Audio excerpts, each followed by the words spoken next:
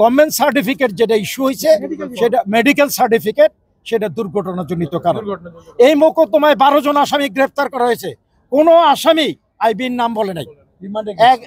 রিমান্ডে প্রত্যেককেই 2 দিন 3 দিন 5 দিন করে রিমান্ড দেওয়া হয়েছে, কোনো আসামি আইবির নাম বলে নাই এবং কোনো আসামির কনফেশনাল স্টেটমেন্টও নাই। মোরওভার এই মোকদ্দমার 4 জন আসামি জামিনে আছে। তা আমাদের বৈষম্য বিরোধী আন্দোলনের যে এত মানুষের অংশগ্রহণ ছিল, সে অংশগ্রহণের প্রত্যাশা ছিল একটি ন্যায়ভিত্তিক সমাজ, একটি দুর্নীতিমুক্ত সমাজ, বৈষম্যমুক্ত আইনের শাসন ব্যবস্থা প্রতিষ্ঠিত হবে। কিন্তু আজকে অদ্ভুত ব্যাপার, আমাদের আইনজীবীরা শুনানি করার সুযোগ পেলেন না। আমরা আমাদের বক্তব্যগুলি ফিরিস্তি আকারে মেডিকেল সার্টিফিকেট দেওয়ার পরও বিজ্ঞ আদালত বিবেচনা না করে মাইন্ড সেট আপ 2 দিনের রিমান্ড শুনানি দিলেন।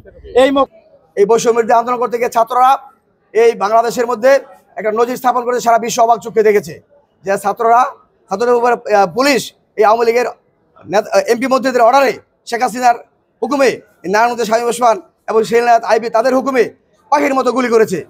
আপনারা দেখেছেন যে এই মামলায় যিনি বিদেশ পিনারুল, তার ভাই যে একটা হত্যা মামলা করেছেন, সেখানে ককটেল বিস্ফোরণ করে সেখানে এই ভয়ভীতি ত্রাসের সৃষ্টি করেছে এবং তাকে হত্যা করা হয়েছে। আপনারা জানেন যে এখানে মুহুর্মুহু ককটেল বিস্ফোরণ হয়েছে, এখানে গোলাগুলি হয়েছে, হত্যা করা হয়েছে তাকে। এই মামলার আয়োগ তাকে 7 দিনের রিমান্ড চেয়েছেন। আজকে বিজ্ঞ আদালত ওই পক্ষের শুনানি অন্তে 2 দিনের পুলিশ রিমান্ড মঞ্জুর করেছেন। কারণ এখানে কে গুলি করেছে, কে ককটেল ফাটিয়েছে, সেগুলি তথ্য সংগ্রহ করার দরকার আছে। তিনিরা অপোজিশন বলেছেন আইবি অত্যন্ত জনপ্রিয়। আমরা বলবো এই নৌকা মার্কার প্রার্থীরা কতটা জনপ্রিয়, কিভাবে নৌকা মার্কার প্রার্থীরা বিজয়ী হয়েছে সেটা আপনারা সকলেই জানেন।